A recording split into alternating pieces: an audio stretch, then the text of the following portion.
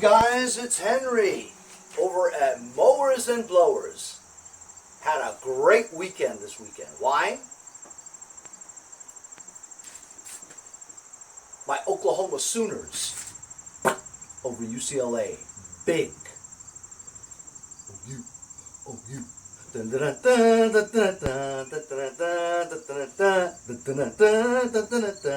Anyway, some of you have asked, what's my loyalty to Oklahoma? He's a Chinese boy. How come he likes Oklahoma? Well, I was born in Norman, Oklahoma. For some of you guys who didn't know, my dad got his PhD from the University of Oklahoma.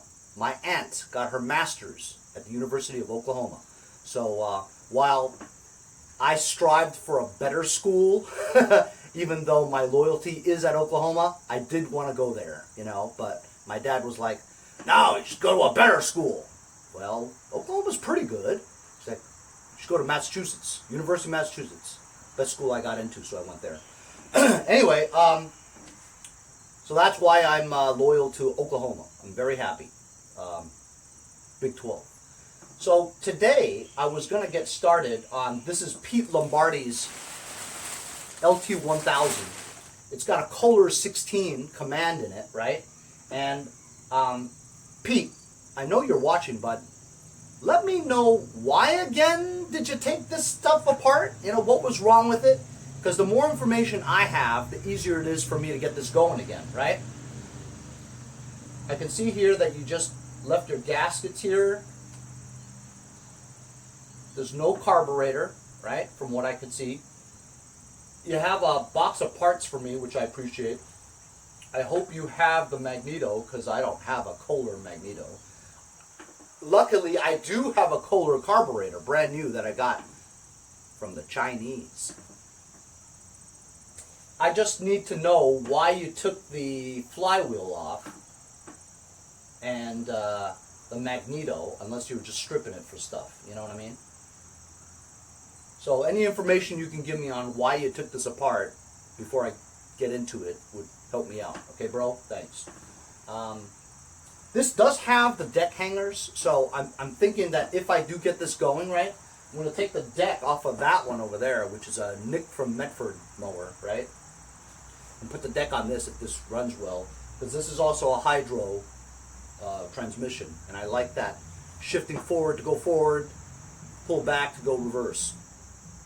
But anyway, I'll wait for Pete's reply, because I'm not going to be working on this today, all right? What I'm going to be working on is,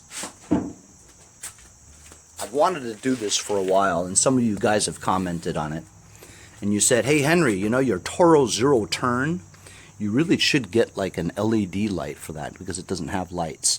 I mean, it is completely ludicrous to think that, why do lawnmowers need lights anyway, right? Why are they built with lights?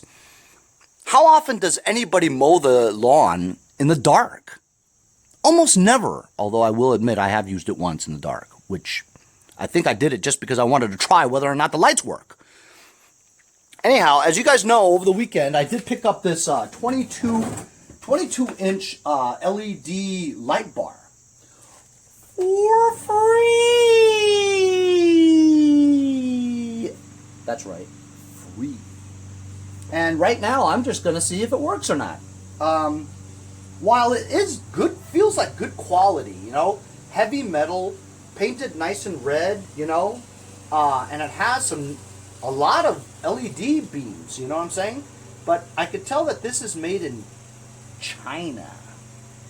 It's a non-brand, branded name. I mean, it does say Vita Motor, Yita Motor. Only the Chinese would come up with a crazy name like that, Yita Motor. It makes no sense at all. But anyway, I've got it connected to my battery charger, and I'm just going to plug it in, and let's see if it works. Woo! Holy cow! Tremendous! As you can see, though, there is one bulb that's a little weak. The rest are really good. Holy cow, this is really bright. Maybe I should put it on my van, huh? No, I don't. That's badass. Like I said, free. So that was totally worth my driving over to Bohemia to get it. It's okay though, because even though the drive from Bohemia, right, was worth it to me, because I picked up a push mower off the side of the street. Also, there's something I did want to figure out. In a previous video, I was moving my zero turn out of somewhere into here, right? And my friend Pete Lombardi says, "Hey Henry, I don't think it's running on both cylinders."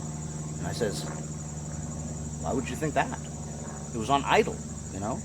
But what I'm going to do is I'm going to pull this out, go around the yard, bring it to the front of the garage, and I'm going to do the mowers and blowers cylinder test by spraying water on the exhaust pipes of each cylinder to see if it sizzles. Then you know both cylinders are working. In addition, I want to try to mount that LED light on the front of the zero turn. Also, you remember one time I backed that zero turn into that thing, and I wasn't thinking, so the hot muffler burnt a hole in the back of that thing. I want to mount some kind of a muffler heat shield on there. That's what I want to do. That shouldn't take too long. Hopefully I'll have enough time to start work on the Kohler Command 16 on that LT1000 that I got from Pete Lombardi. Anyway, so you see, this is the back of it, right? Here's some black plastic stuff that, you know, melted from this. So this is kind of dangerous for the exhaust pipe to be exposed like that. So I kind of want to make some kind of heat shield to cover it up, you know. I mean, it'll still be hot, but it'd be less hot, you know. But this thing always starts up. And of course, my saying that, watch, it won't start up.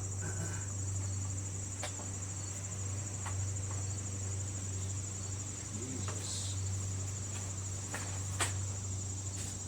You know, when I bought this thing, I thought it would be bigger. It's really a small thing, you know.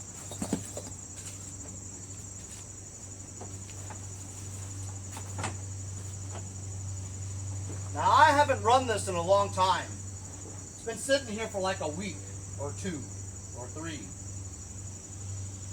Sometimes you gotta try to remember how you even start this thing.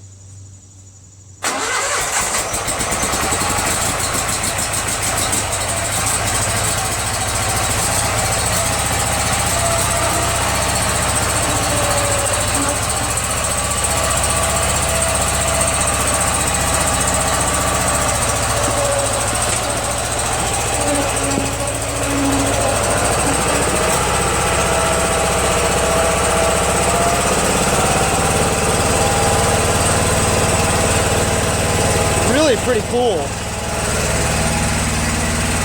Just gonna go around the yard one round.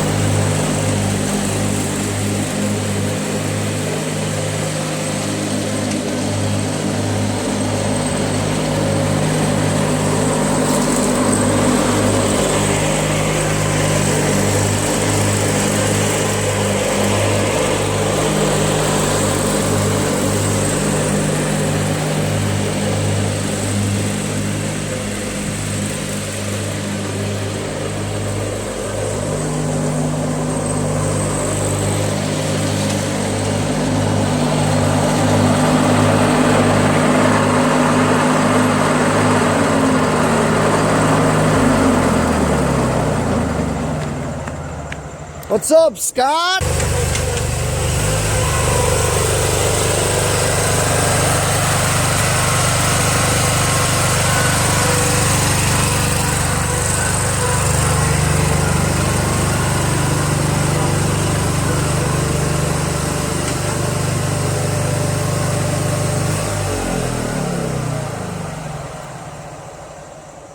Man, oh man, I absolutely love this thing.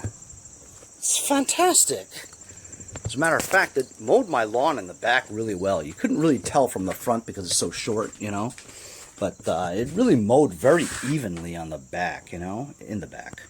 So look, I'm going to test and see whether or not both cylinders were running. You know, I don't know if it was running in the beginning, but halfway through my mowing, I felt an increase in power.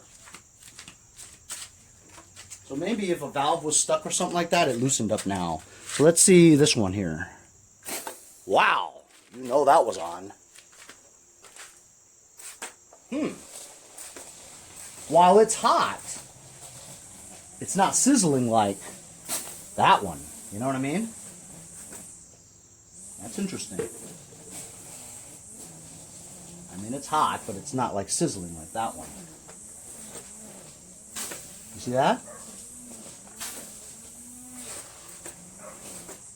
So maybe Pete Lombardi was right. Maybe the left one isn't working. How do I go about fixing that?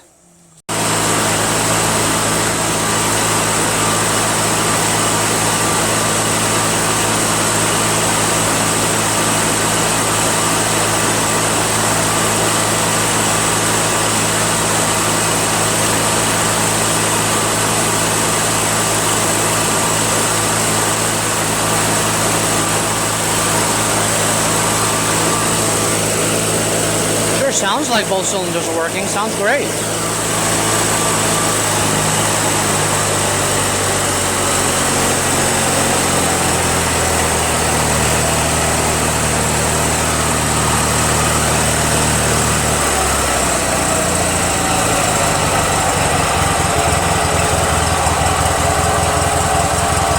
It honestly sounds fantastic.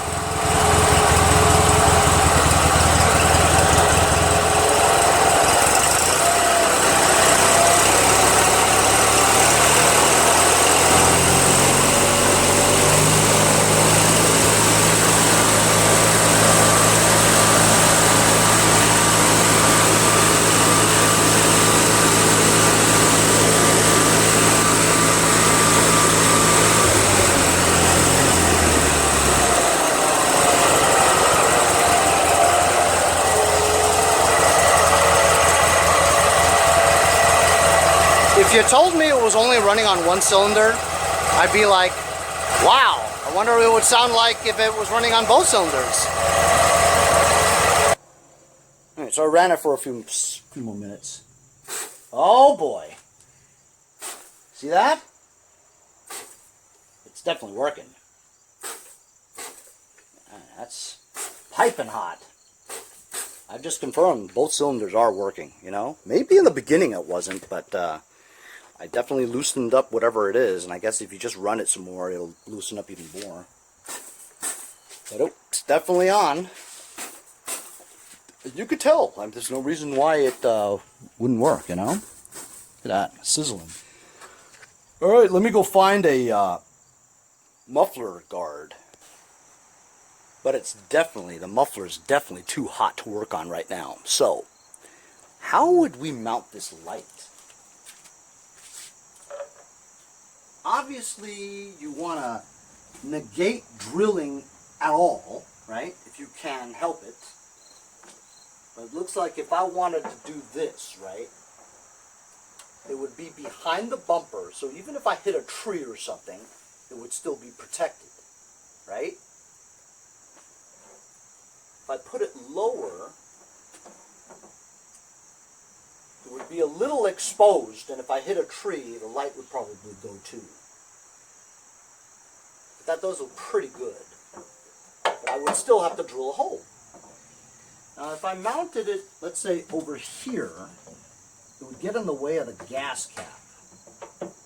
If I mounted it more back of the gas cap, half the lights really wouldn't be hitting the ground. You know what I mean? It'd be too low. Looks funny too, you know. I don't have a roll bar, because if I had a roll bar, I could put it on top of the roll bar. So I think like the best idea is probably drilling 2 holes over here, see? Right above the Toro name, right along the black line. See? Right along that black line. And then pivot the light so that it points down like that. That looks pretty cool. I really don't like drilling though. Okay, now the next thing is I'd need to figure out a switch to power this thing, right? This thing was not designed to have lights, right? So if it's not designed to have lights, I'd have to find the stator wire, or I guess attach. I could just attach a live wire straight to the battery and put a switch in between it. I could do that, right? Yeah, I could do that. That's probably what I'll do. That's the easiest way to do it. Battery continues to charge. The stator continues to charge the battery. So I'm just tapping into the battery for power when I need it. Put a switch there so that it's not on all the time. You know what I mean? That's the easiest way to do it. Just attach it straight to the battery and put a on and off switch somewhere over here and mount it. That's what I'm going to do, because it's not going to be on most of the time. And when I want to turn it on, I can just turn the switch, you know. In the meantime, the battery remains charged at all times. I don't want to mess with the stator wire or anything like that. So that's a good idea. So I've got like this collection of old wiring harnesses from tractors that I've discarded. Tons of spaghetti here. And out of there, I've managed to find what I needed. So it's decent gauge wire. It's going to be good enough for an LED light, you know. So this one right here is the thickest one I have. And this one has a fuse on it. So I'm going to use this one for the positive side, right? Got a switch over here, right?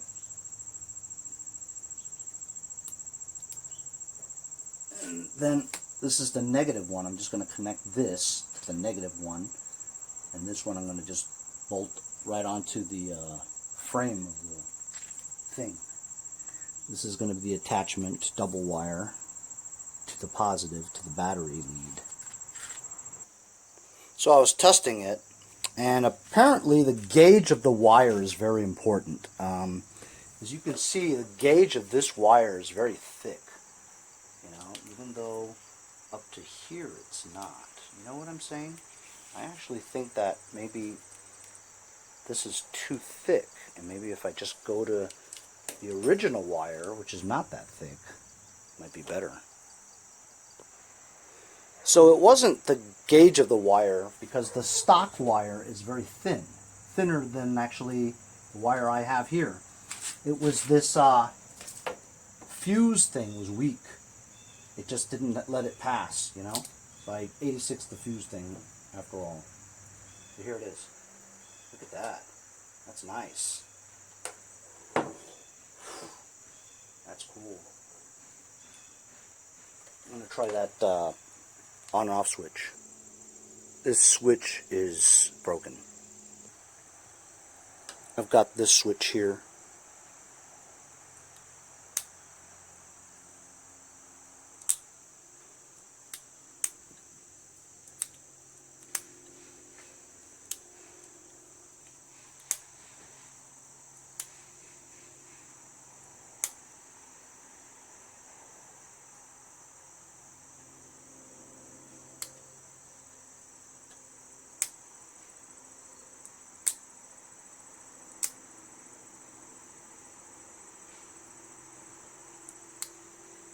That'll do.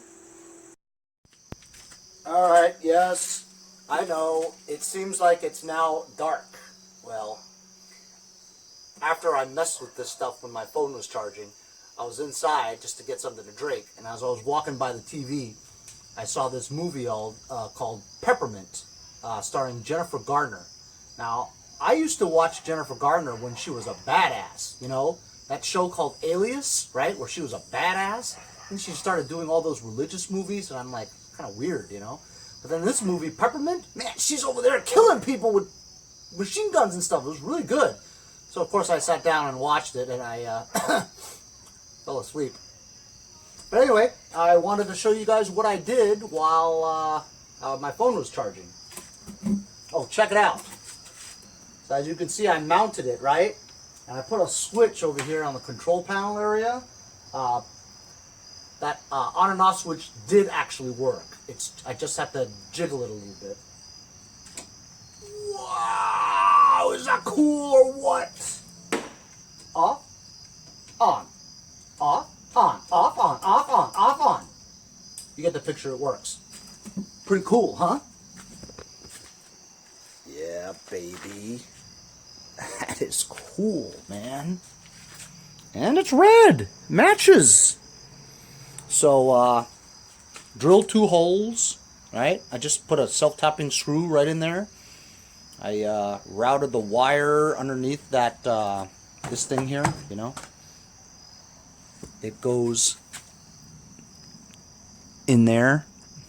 I know I could have made it look a lot more stock, but whatever, it's fine.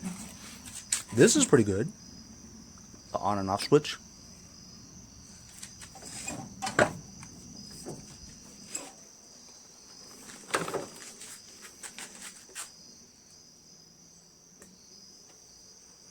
Directly to the battery. Negative ground and positive.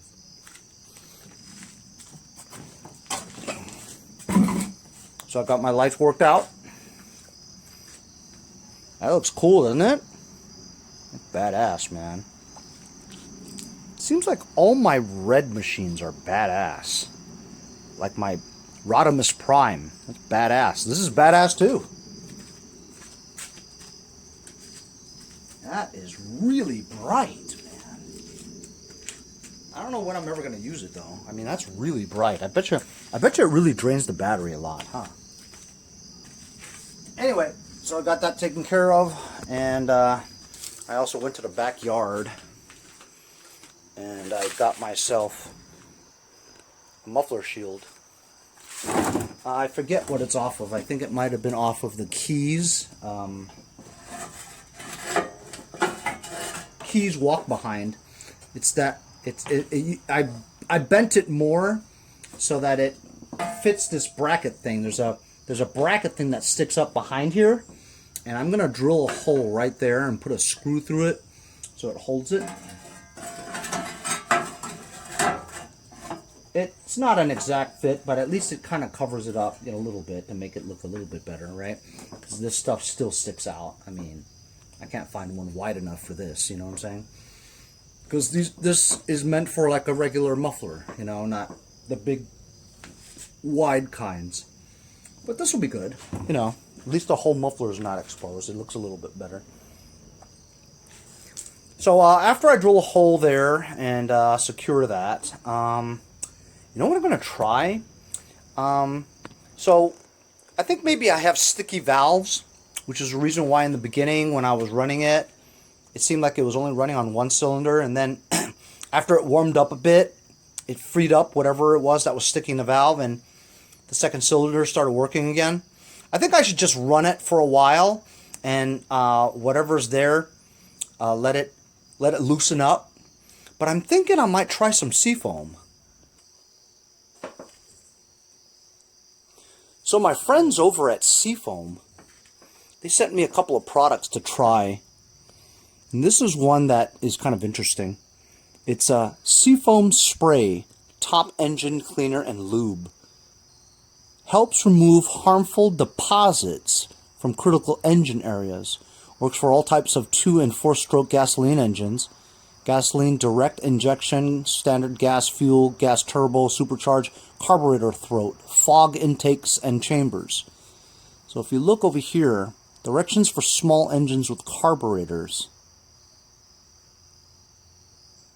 Intakes.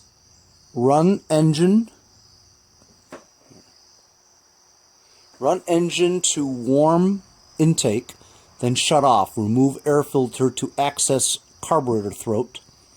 With air filter, remove start engine and place tube nozzle into the carburetor throat. Depending on the engine size, use 2 to 4 ounces sprayed in bursts. Avoid engine stalling. Spray a long burst. Shut off engine, allow to hot soak for 10 minutes. After hot soak, start and operate for 10 minutes. So I was reading up there that for cleaning through fuel injector and carburetor passageways, it said something about valves. So I could use this to get rid of some carbon that might be blocking the valves or causing the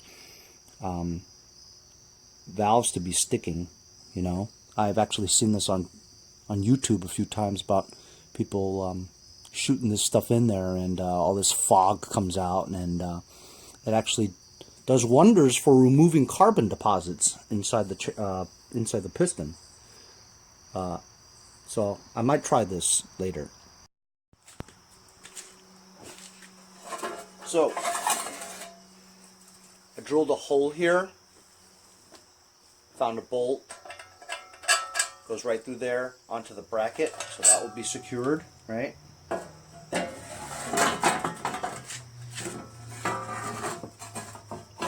Something like that, you know, just to protect you know, the muffler from touching anything hot. At least the shield will absorb some of the heat and at least prevent you from putting your hand or your leg or something like that. This is from, I don't even know where this is from, okay, but it's a Muffler Guard. So I'm going to bend this, discombobulate it, whatever, and kind of get it to fit somehow to cover this part here, you know, just like a cage or something like that, you know. Something like that. I'm not sure.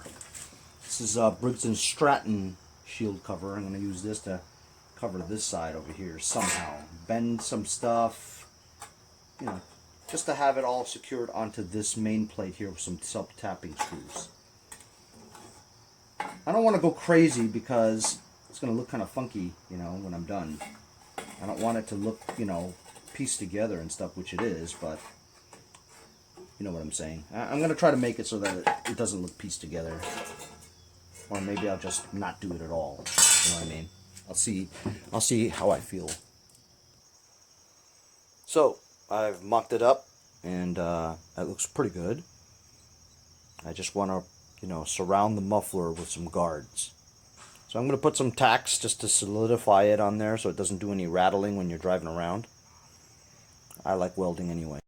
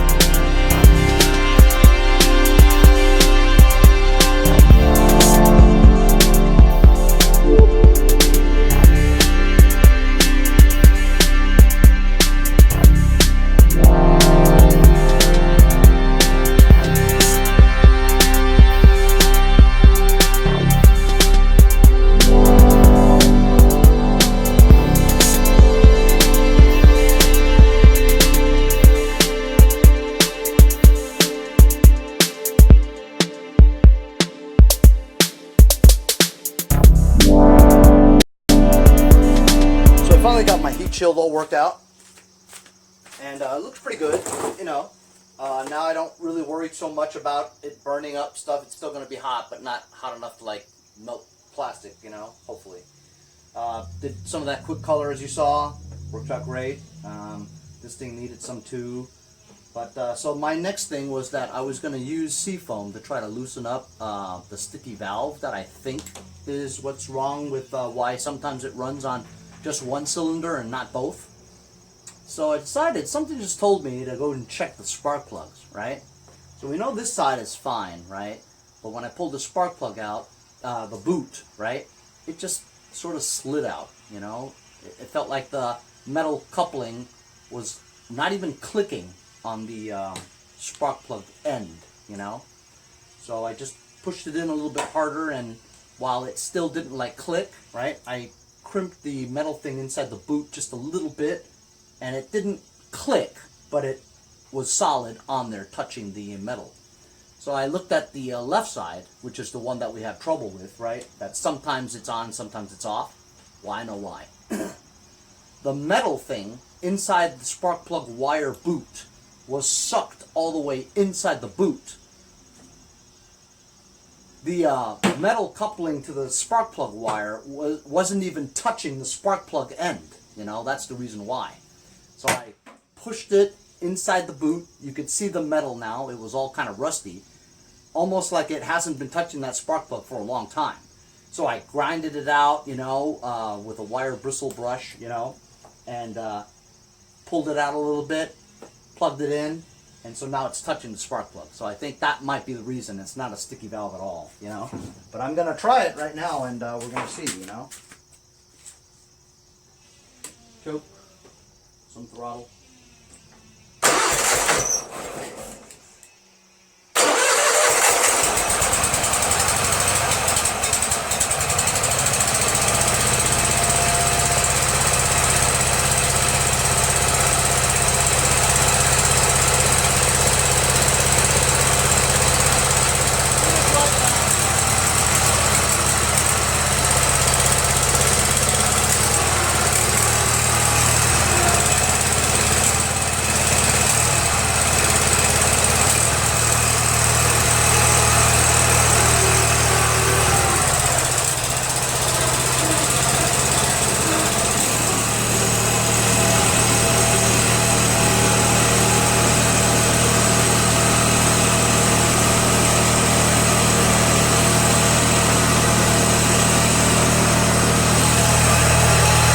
Wants to move by itself.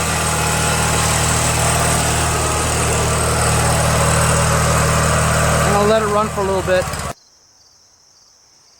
It's funny, it was kind of sputtering when I was going up this thing, and then as I was running it, just stopped. So I was wondering what's going on. You know, why was it doing that?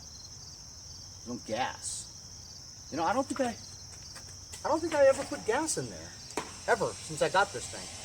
Gas tank is huge. I mean, I was pouring like 1, 2, 3 gallons in there and it wouldn't even fill up, you know. Finally, around 3 gallons, I think it started filling up, but it takes a lot of gas.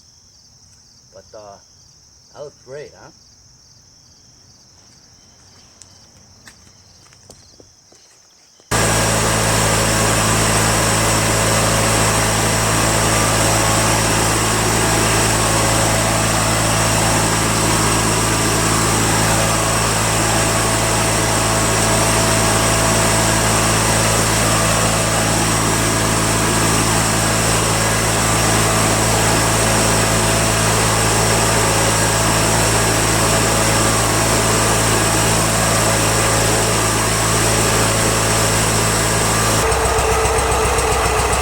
Been idling like this for about 5 minutes.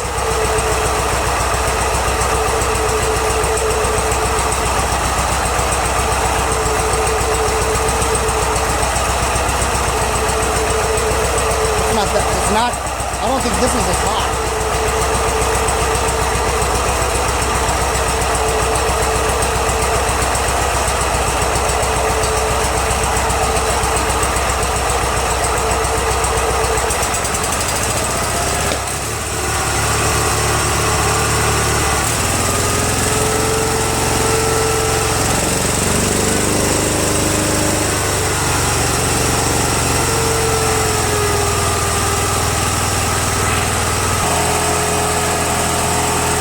when I touch the spark plug wire.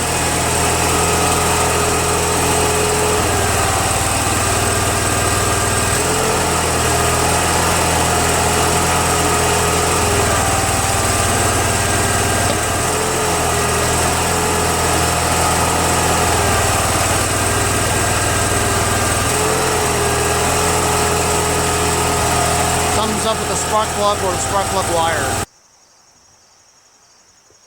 So I took the spark plug boot off, right? And this little thing here on the tip of the spark plug was like super loose, you know? So I think that might have been it. This thing like here, I just tightened it a little, but this was like super loose. So if I just tighten this or maybe change a spark plug, I'm going to try that.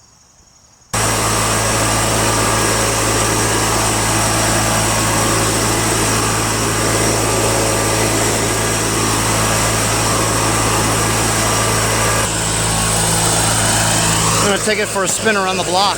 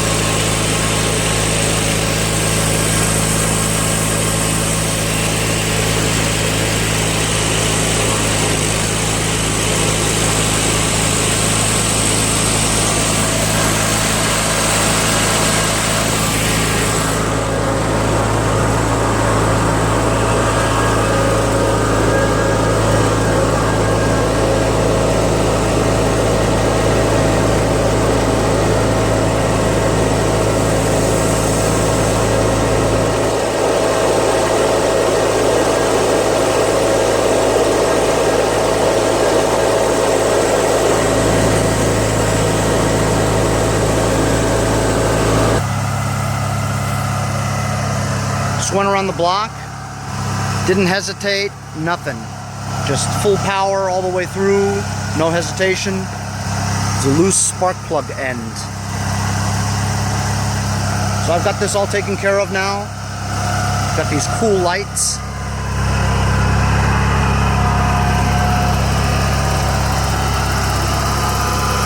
Runs like a dream.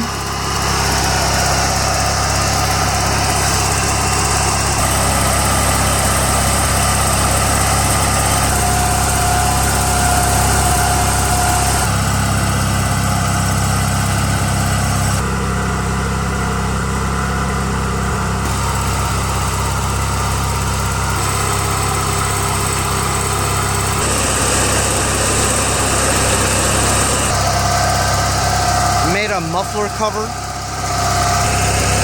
added a light switch, and a free set of lights. That's right, free. See you guys next time on Mowers and Blowers. Hey guys, support my channel, buy a sticker. Also follow me on Instagram at Mowers Blowers. Check out my website, mowersblowers.com. See you guys on the next part. Have a great day.